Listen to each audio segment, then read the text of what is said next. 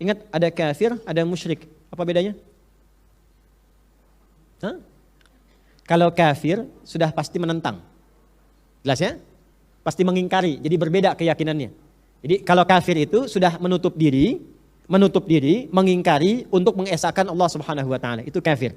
Jelas? Kalau musyrik ada dua. Ada kafir yang musyrik, mengingkari Allah dan menyekutukan Allah dengan Tuhan yang lain. Dia menganggap ada Tuhan lain selain Allah Subhanahu wa taala dan disembah Tuhan itu selain Allah. Nah, ada juga yang memang mengakui Allah sebagai Tuhan, tapi juga dalam saat yang bersamaan menuhankan yang lain. Kadang-kadang ada benda yang dituhankan. Kadang ada benda, misalnya keris, benda tertentu, diyakini memberikan kekuatan seperti Allah memberi kekuatan. Ada pohon-pohon tertentu misalnya, ini perbuatan musyrik. Ada yang lewat wasilah orang-orang tertentu yang mengatakan ada kekuatan lain, yang memberikan madarat, memberikan mafsadat, ngasih informasi, mendatangkan yang mati datang kembali. Ya, nah fasilitator ini atau afiliator ini yang ada ini, ya itu disebut dengan kahin, dukun sekarang ini.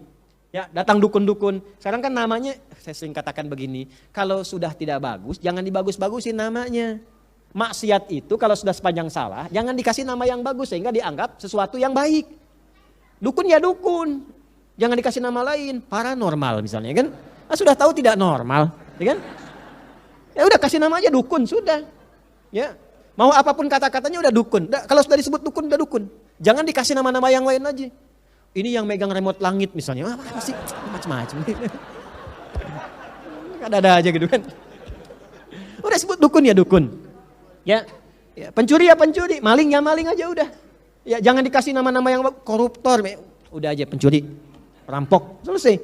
Sehingga dengan kesan yang jelek itu, kata-kata yang tegas itu, dia akan enggan untuk berbuat yang demikian. Karena statusnya akan dibawa. Ya.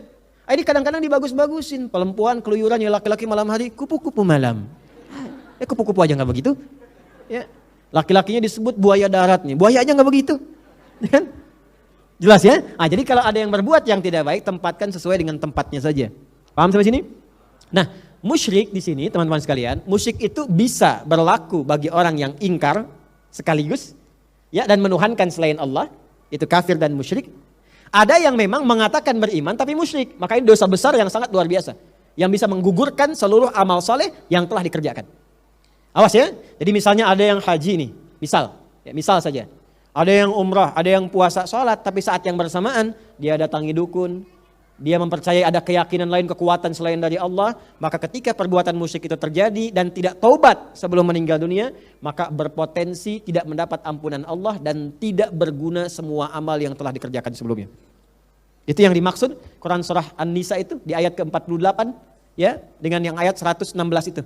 Innallaha la yaghfiru ay yushraka bihi wa yaghfiru ma duna dzalika liman yasha. Allah akan berkenan mengampuni semua dosa-dosa yang lain selain dosa syirik. Awas ya, selain dosa syirik. Pelakunya disebut apa? Musyrik. Sepanjang dia musyrik selama hidup tidak bertobat. Ingat, tidak bertobat. Kalau bertobat, meninggalkan perbuatannya, terampuni dosanya. Tidak terancam dengan ayat itu lagi. Di cara memahami ayatnya, bukan tidak diampuni selama hidup, bukan. Kalau dia tidak bertobat, maka wafatnya dalam keadaan su'ul khatimah dan tidak akan pernah berpotensi mendapatkan ampunan Allah saat kembali kepada Allah di akhirat. Tapi kalau dia sempat bertobat, memperbaiki hidupnya, berpotensi dan berpeluang mendapatkan ampunan Allah Subhanahu wa taala. Jelas sampai sini? Baik. Nah, maka di sini kenapa disebutkan kalimatnya musyrik bukan kafir? Pada umumnya karena Allah ingin menekankan di sini tentang perbuatan orang-orang kafir Quraisy yang memang menjadikan berhala-berhala yang banyak sebagai Tuhan selain Allah Subhanahu wa taala. Seakan-akan memberi kesan kepada umat Islam tuh begini, "Hei, jangan sampai terjadi kamu memang tidak kafir.